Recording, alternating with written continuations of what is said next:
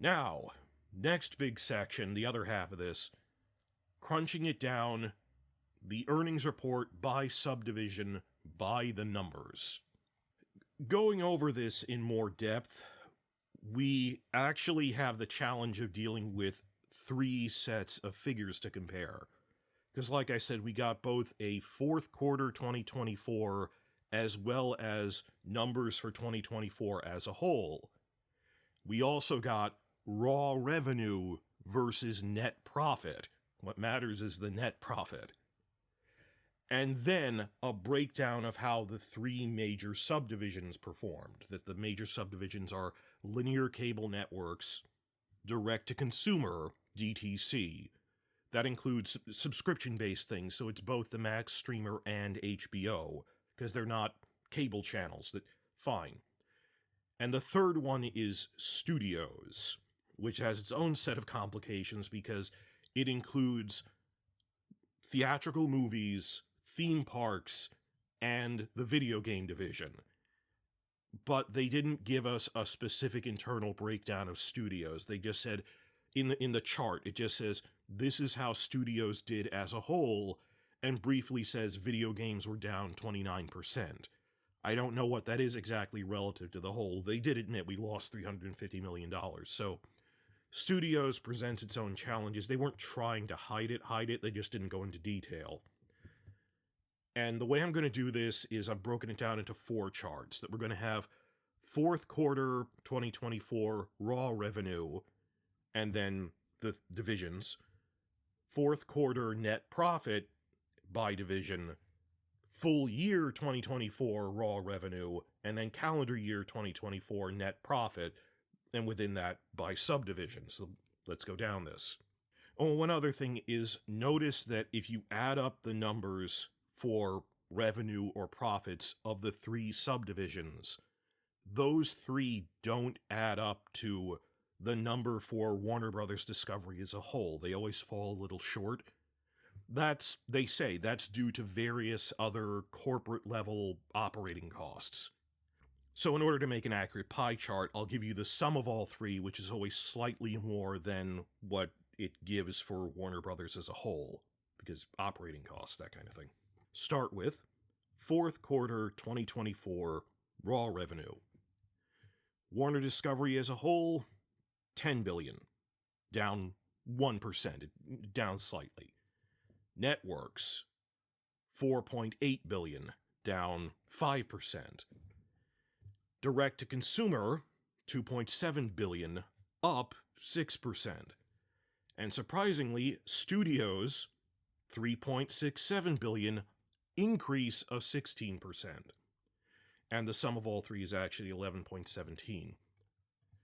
But let's compare this to actual profit, fourth quarter 2024.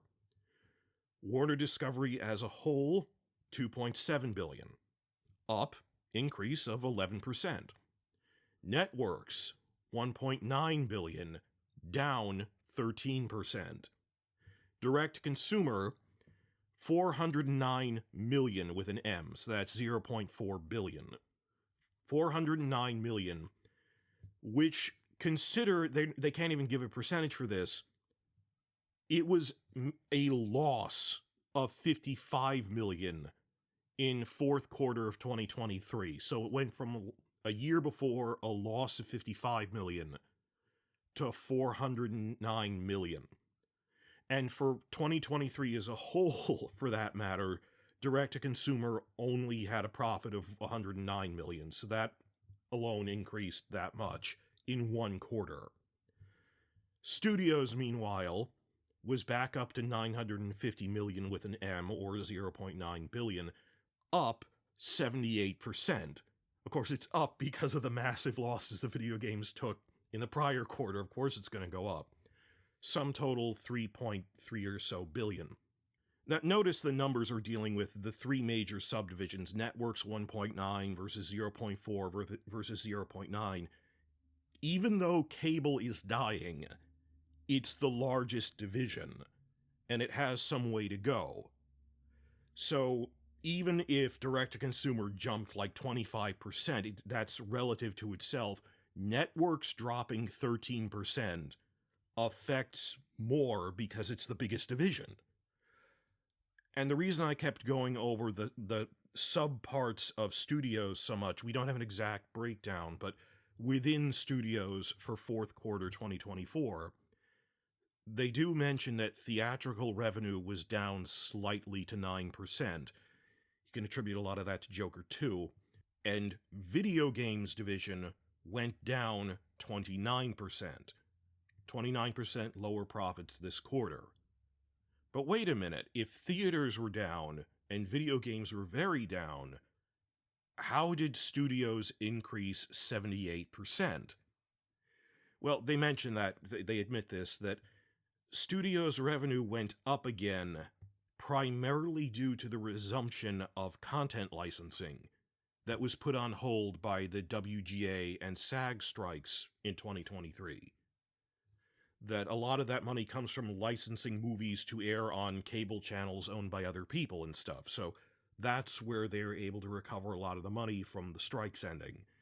And the theater division has its ups and downs. There's some rumblings about Joker 2 is so bad they might replace the theater division heads. There's 2 co-heads. We're not really sure, but theaters always has its ups and downs. The video games are the real systemic problem. So it's better to look at studios across the entire year as a whole to get a better feel for that. So, speaking of which, let me move on to the calendar year section. Calendar year 2024, starting with Raw revenue. Warner Brothers Discovery as a whole had $39.3 billion total Raw revenue, which is down slightly, down 4%.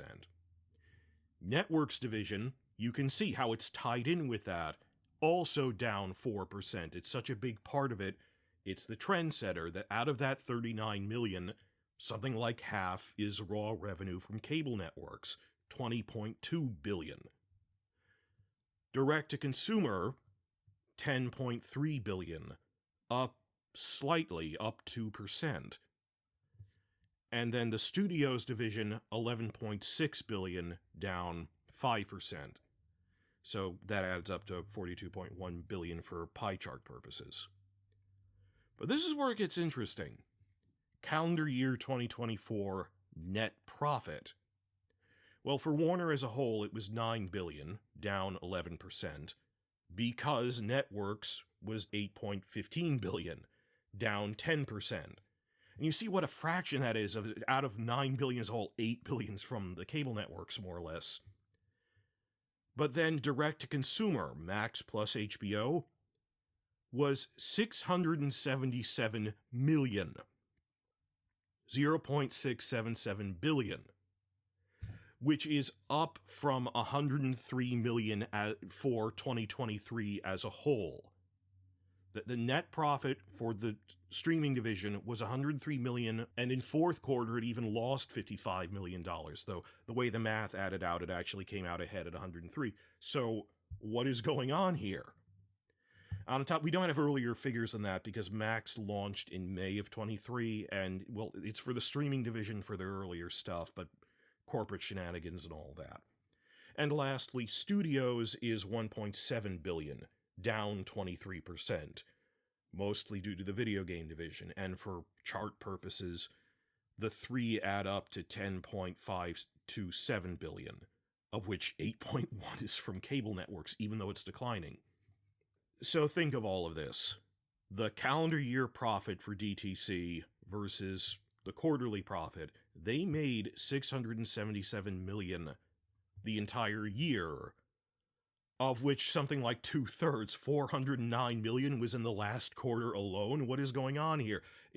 Crunching the numbers, it's 60% of their net profit for the whole year. Well, factor in the strikes again. People going, oh, quit talking about the strikes. It was a massive problem for 6 months. Everything was on hold, and then was the ripple effect this year.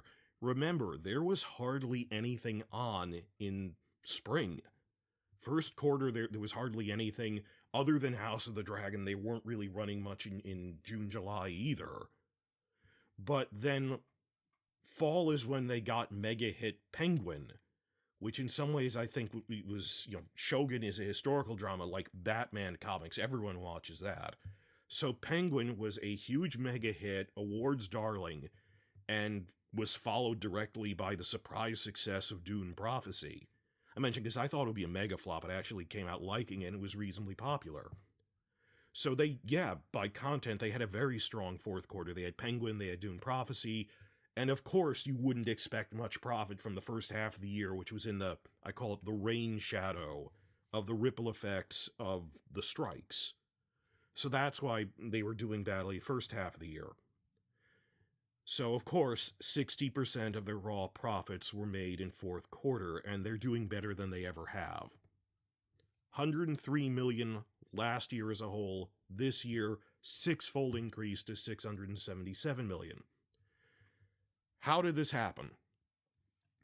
Well, they do break down some of it in the report that there were increases in everything, that they did have a price hike, so advertising revenue increased 27%, distribution revenue 8%, 20% increase in subscribers globally due to the launches in Latin America, Europe, and Southeast Asia.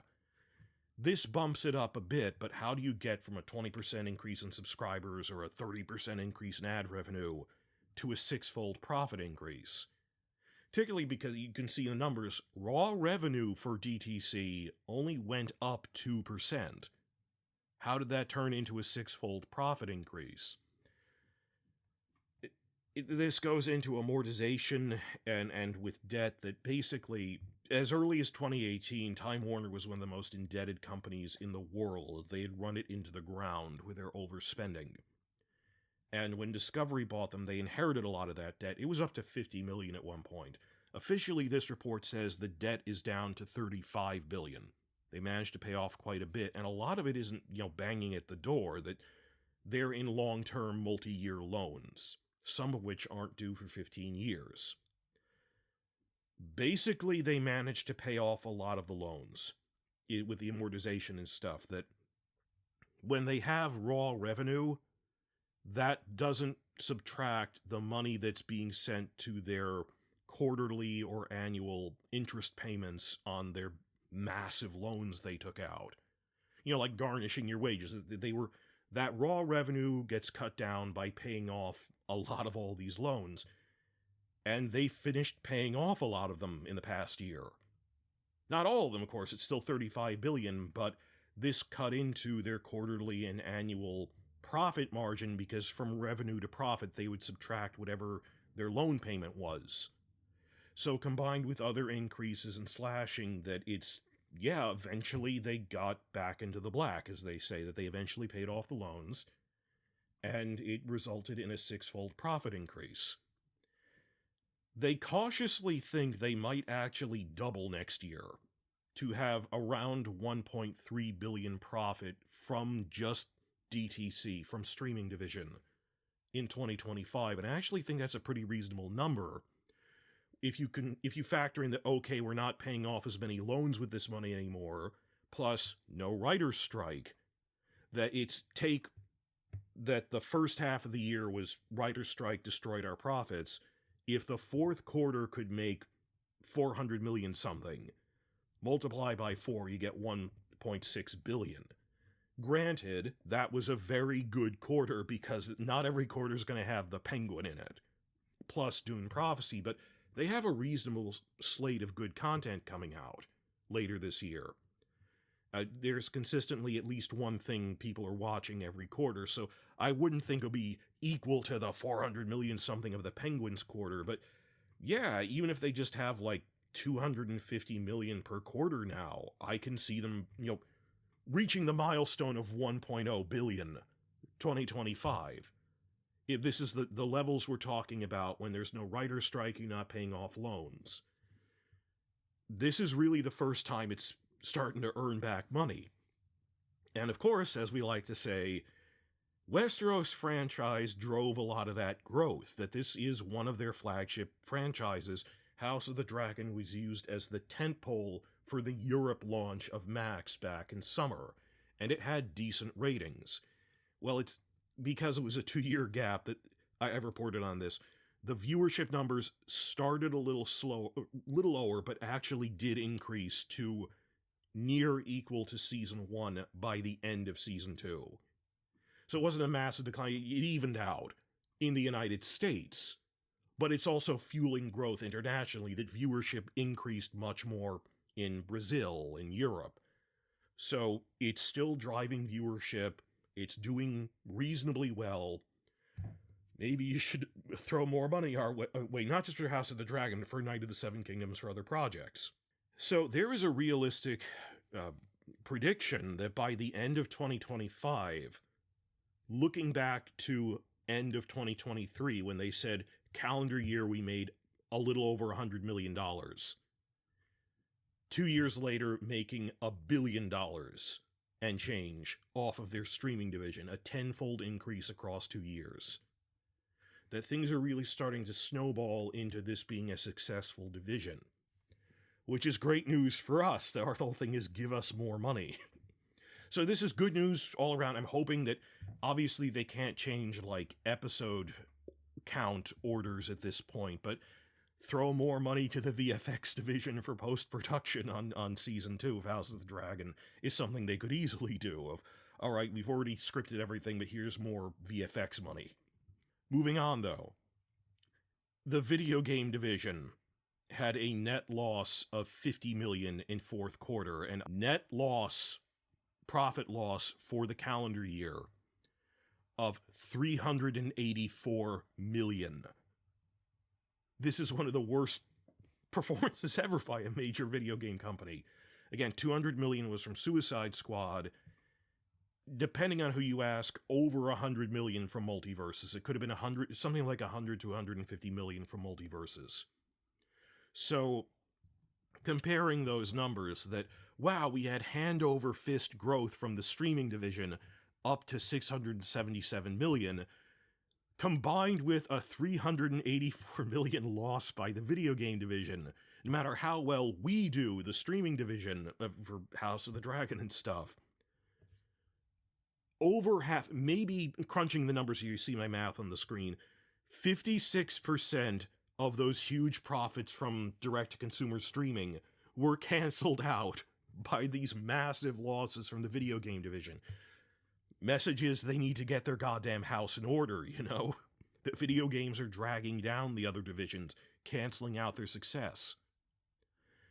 Also, consider that video games is a subsection of the studios division.